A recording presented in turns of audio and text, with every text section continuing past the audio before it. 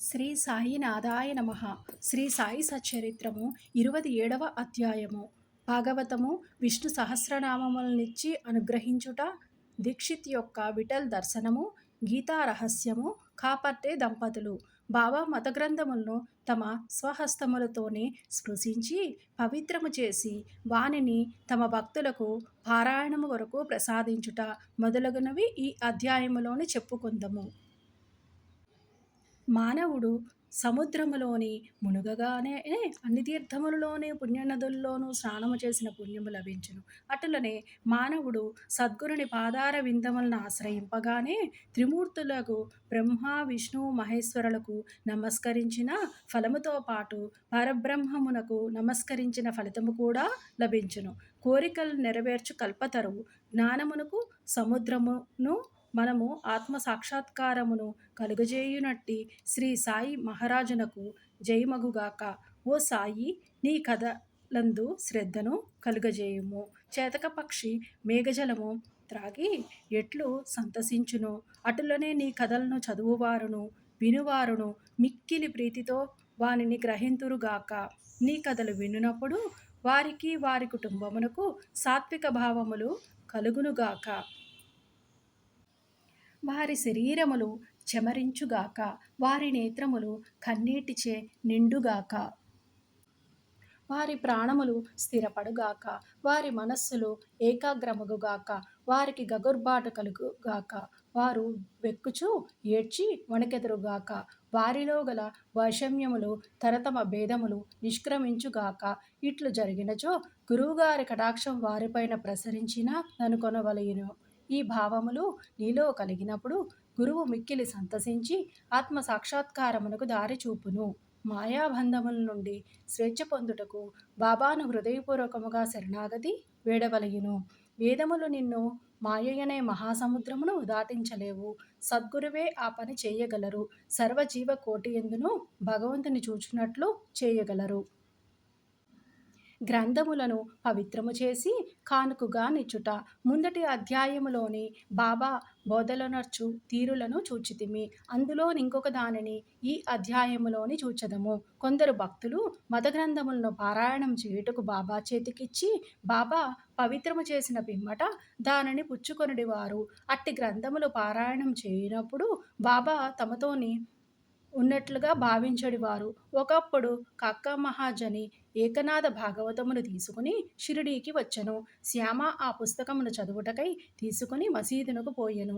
అచట బాబా దానిని తీసుకుని చేతితోని తాకి కొన్ని పుటలను త్రిప్పి శ్యామకిచ్చి దానిని తన వద్ద ఉంచుకొనమని అనెను. అది కాకా పుస్తకమనియు అందుచే దానిని అతనికిచ్చి వేయవలయుననియు శ్యామ చెప్పెను. కానీ బాబా దానిని నీకు నేను ఇచ్చితిని, దానిని జాగ్రత్తగా నీ వద్ద ఉంచుము, అది నీకు పనికి వచ్చుననిరి. ఈ ప్రకారముగా బాబా అనేక పుస్తకములు శ్యామ వద్ద నుంచెను. కొన్ని దినముల పిమ్మట కాకా మహాజని తిరిగి భాగవతమును తెచ్చి బాబాకిచ్చెను. బాబా దానిని తాకి ప్రసాదముగా మహాజనికే ఇచ్చి దానిని భద్రపరచుమనను. అది అతనికి మేలు చేస్తునని అనిరి. కాకా సాష్టాంగ నమస్కారములతోని స్వీకరించెను. శ్యామ విష్ణు సహస్రనామముల పుస్తకము. శ్యామ బాబాకు మిక్కిలి ప్రియభక్తుడు. బాబా అతనికి మేలు చేయ నిశ్చయించి విష్ణు సహస్రనామమును ప్రసాదమునుగా ఇచ్చెను. దానిని ఈ క్రింది విధముగాను జరిపెను. ఒకప్పుడు ఒక రామదాసి సమర్థ రామదాసు భక్తుడు షిరిడీకి వచ్చెను.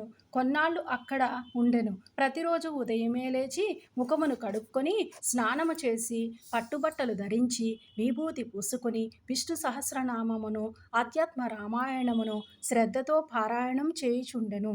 అతడి గ్రంథములను అనేకసార్లు పారాయణం చేసెను. కొన్ని దినముల పిమ్మట బాబా శ్యామకు మేలు చేయ నిశ్చయించి విష్ణు సహస్రనామ పారాయణమును చేయింపదలచెను. కావున రామదాసుని పిలిచి తమకు కడుపు నొప్పిగా ఉన్నదనియు సోనాముఖి తీసుకొననిదే నొప్పి తగ్గదనియు కనుక బజారుకు పోయి ఆ మందును తీసుకుని రమ్మని కోరెను. పారాయణము ఆపి రామదాసి బజారుకు పోయెను.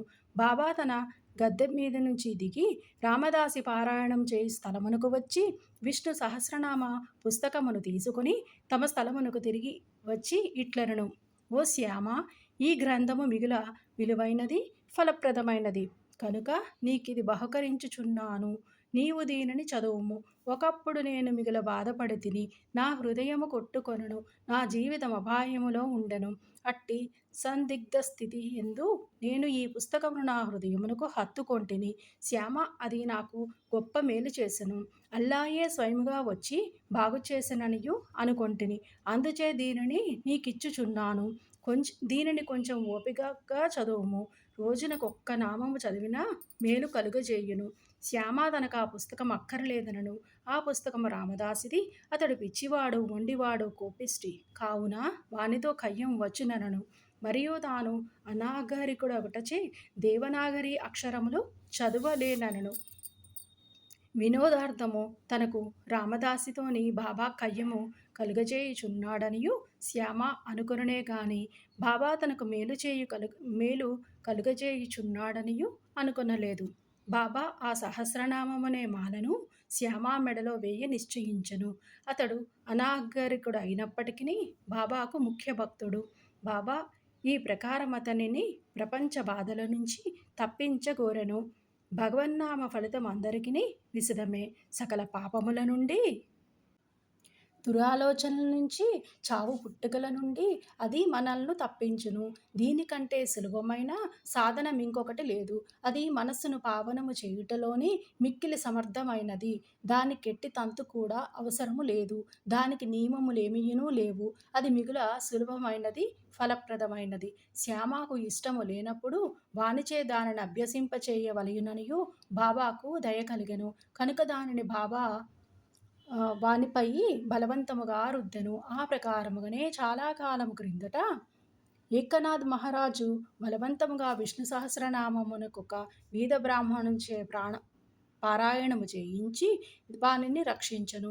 విష్ణు సహస్రనామ పారాయణం చిత్తశుద్ధికి ఒక విశాలమైన చక్కటి మార్గము కావున దానిని బాబా శ్యామకు బలవంతముగా ఇచ్చెను. రామదాసి త్వరలోని సోనాముఖి తెచ్చెను. అన్నా చించనీకర్ అక్కడనే ఉండెను. నారదుని వలె నటించి జరిగినదంతయును వానికి చెప్పెను.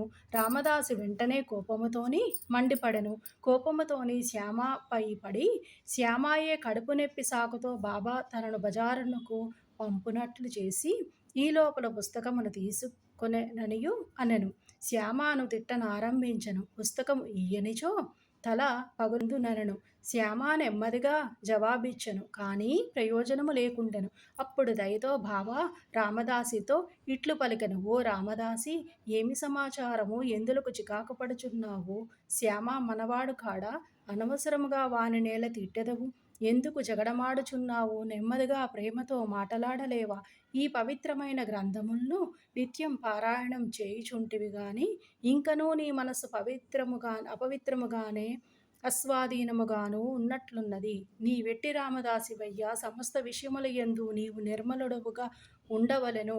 నీవు ఆ పుస్తకమును అంతగా అభిలషించుట వింతగానున్నది. నిజమైన రామదాసికి మమత కాక సమత ఉండవలెను. ఒక పుస్తకము కొరకు శ్యామతో పోరాడుచున్నావా? వెళ్ళు, నీ స్థలములోని కూర్చునుము. ధనమిచ్చిన పుస్తకములు అనేకములు వచ్చును, కానీ మనుష్యులు రారు. బాగా ఆలోచించుము, తెలివిగా ప్రవర్తింపుము. నీ పుస్తకము విలువ ఎంత? శ్యామకు దానితోని ఎట్టి సంబంధము లేదు. నేనే దానిని తీసుకొని వానికిచ్చితిని. నీకది కంఠపాఠముగా వచ్చును కదా. కావున శ్యామ దానిని చదివి మేలు పొందుననుకొంటిని. అందుచే దానినతనికిచ్చితిని. బాబా పలుకులెంత మధురముగా, మెత్తగా, కోమలముగా, అమృతతుల్యముగానున్నవి. వాని ప్రభావం విచిత్రమైనది. రామదాసి శాంతించెను. దానికి బదులు పంచరత్న గీతయను గ్రంథమును శ్యామ వద్ద తీసుకొనిదెనెను. శ్యామ మిక్కిలి సంతసించి ఒక్కటేల 10 పుస్తకములనిచ్చెదనెను. బాబా ఈ విధముగా వారి తగవును తీర్చెను. ఇందు ఆలోచించవలసిన విషయమేమనగా రామదాసి పంచరత్న గీత నేల కోరెను. అతడు లోనున్న భగవంతుని తెలుసుకొనుటకెన్నడూనూ యత్నించియుండలేదు. ప్రతినిత్యం మత గ్రంథములను మసీదులోని బాబా ముందర పారాయణం చేయువాడు శ్యామతో బాబా ఎదుట ఎలా జగడమాడెను. మనము ఎవరిని నిందించవలెనో, ఎవరిని తప్పుపట్టవలయునో పోల్చుకొనలేము. ఈ కథ నీ విధముగా నడిపించకపోయినచో ఈ విషయము యొక్క ప్రాముఖ్యము, భగవన్నామస్మరణ ఫలితము, విష్ణు సహస్రనామ పారాయణము మొదలగునవి శ్యామకు తెలిసియుండవు. బాబా బోధించు మార్గము, ప్రాముఖ్యము, కలుగజేయు విషయములు సాటిలేనివి. ఈ గ్రంథమును క్రమముగా శ్యామ చదివి దానిలోని గొప్ప ప్రావీణ్యము సంపాదించెను. శ్రీమాన్ బూటి అల్లుడగు జిజి నార్కేకు బోధించగలిగెను. ఈ నార్కే పూనా ఇంజనీరింగ్ కాలేజీ ప్రిన్సిపల్గా నుండెను. గీతా రహస్యము, బ్రహ్మ విద్య అధ్యయనము చేయువానికి బాబా ఎల్లప్పుడూ ప్రేమించువారు, ప్రోత్సహించువారు. ఇచ్చట దానికొక ఉదాహరణమిచ్చెదము. ఒకనాడు బాపూసాహెబ్ జోకు ఒక పార్సెల్ వచ్చెను. అందులోని తిలక్ వ్రాసిన గీతా రహస్యముండెను. అతడు ఆ పార్సెల్ను తన చంకలో పెట్టుకుని మసీదుకు వచ్చెను. బాబాకు సాష్టాంగ నమస్కారము చేయునప్పుడది క్రింద పడెను. అదేమని బాబా అడిగెను. అక్కడనే దానిని విప్పి బాబా చేతిలోని ఆ పుస్తకము నుంచెను. బాబా కొన్ని నిమిషములు పుస్తకములోని పేజీలను తిప్పి తన జేబులో నుంచి ₹1 తీసి పుస్తకంపై పెట్టి దక్షిణతోని కూడా పుస్తకమును జోగునకు అందించుచు, దీనిని పూర్తిగా చదువుము, నీకు మేలు కలుగును అనిరి. కాపర్డే దంపతులు. కాపర్డేల వృత్తాంతముతోని ఈ అధ్యాయమును ముగించెదము. ఒకప్పుడు కాపర్డే తన భార్యతోని షిరిడీకి పోయి కొన్ని నెలలుండెను. దాదాసాహెబ్ కాపర్డే సామాన్యుడు కాడు. అమరావతిలోని మిక్కిలి ప్రసిద్ధికెక్కిన ప్లీడరు, మిక్కిలి ధనవంతుడు, ఢిల్లీ కౌన్సిలులోని సభ్యుడు, మిక్కిలి తెలివైనవాడు, గొప్ప వక్త. కానీ బాబా ముందర ఎప్పుడునూ నోరు తెరవలేదు. అనేక మంది భక్తులు పలుమారులు బాబాతో మాటలాడిరి, వాదించిరి. కానీ ముగ్గురు మాత్రము కాపర్డే, నుల్కర్, బూటి నిశ్శబ్దముగా కూర్చుండువారు. వారు వినయ విధేయత నమ్రతలున్న ప్రముఖులు. పంచదశిని ఇతరులకు బోధించగలిగిన కాపర్డే బాబా ముందర మసీదులోని కూర్చొనున్నప్పుడు వారు నోరెత్తి మాట్లాడువారు కాడు. నిజముగా మానవుడెంత చదివినవాడైనను, వేద పారాయణం చేసినవాడైనను బ్రహ్మజ్ఞాని ముందర వెలవెలబోవును. పుస్తక జ్ఞానము బ్రహ్మజ్ఞానము ముందు రాణించదు. దాదాసాహెబ్ కాపర్డే 4 మాసములుండెను. కానీ అతని భార్య 7 మాసములుండెను. ఇద్దరును షిరిడీలోని ఉండుటచే సంతసించిరి. కాపర్డే గారి భార్య బాబాయందు భక్తి శ్రద్ధలు కలిగి ఉండెడిది. ఆమె బాబాను మిగుల ప్రేమించుచుండెను. ప్రతిరోజు 12 గంటలకు బాబా కొరకు నైవేద్యము స్వయముగా తెచ్చుచుండెను.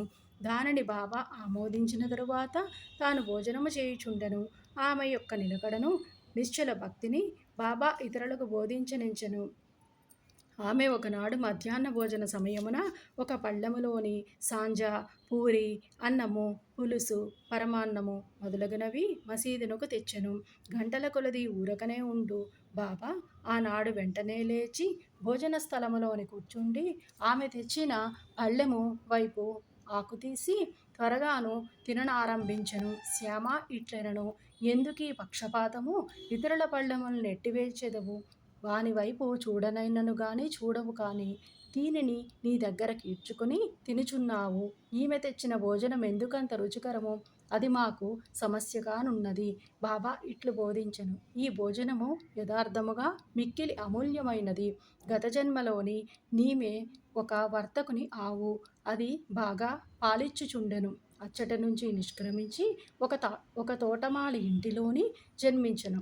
తదుపరి ఒక క్షత్రియుని ఇంటిలో జన్మించి ఒక వర్తకుని వివాహమాడెను. తరువాత ఒక బ్రాహ్మణుని కుటుంబములోని జన్మించెను. చాలా కాలము పిమ్మట ఆమెను నేను చూచితిని.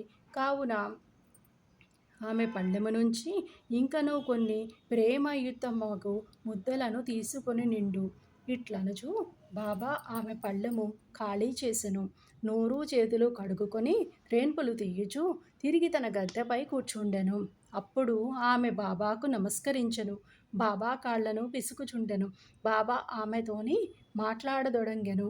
బాబా కాళ్లను తోముచున్న ఆమె చేతులను బాబా తోముటకు ప్రారంభించెను. గురు శిష్యులు ఒండరులు సేవ చేసుకొనుట చూచి శ్యామ ఇటులనను చాలా బాగా జరుగుచున్నది. భగవంతుడును భక్తురాలును ఒకరినొకరు సేవ చేసుకొనుట మిగుల వింతగానున్నది. ఆమె యథార్థమైన ప్రేమకు సంతసించి బాబా మెల్లగా మృదువైన ఆకర్షించు కంఠముతో రాజారాం అను మంత్రమును ఎల్లప్పుడూ జపించు మనచు నిట్లనడియను. నీవిట్లు చేసినచోని నీ జీవితాశయమును పొందెదవు. నీ మనస్సు శాంతించును, నీకు మేలగును. ఆధ్యాత్మికము తెలియని వారికి ఇది సామాన్య విషయం వలె కాన్పించును, కానీ అది అట్లు కాదు. అది శక్తిపాతము, అనగా గురువు శిష్యునకు శక్తి ప్రసాదించుట. బాబా యొక్క మాటలెంత బలమైనవి, ఎంత ఫలవంతములైనవి! ఒక్క క్షణములోని అవి ఆమె హృదయములోని ప్రవేశించి స్థిరపడెను. ఈ విషయము గురువునకు శిష్యునకు గల సంబంధమును బోధించుచున్నది. ఇద్దరు పరస్పరము ప్రేమించి సేవ చేసుకొనవలయును. వారిద్దరికిని మధ్య భేదము లేదు. ఇద్దరూ ఒకటే. ఒకరు లేనిదే మరి ఒకరు లేరు. శిష్యుడు తన శిరస్సును గురువు పాదముల మీద పెట్టుట బాహ్య దృశ్యమే కాని యథార్థముగా వారిరువురును లోపల ఒక్కటే. వారి మధ్య భేదము పాటించువారు పక్వమునకు రానివారు, సంపూర్ణ జ్ఞానము లేనివారును. శ్రీ సాయినాథాయ నమః. 27వ అధ్యాయము సంపూర్ణము. సద్గురు శ్రీ సాయినాథార్పణమస్తు. శుభం భవతు.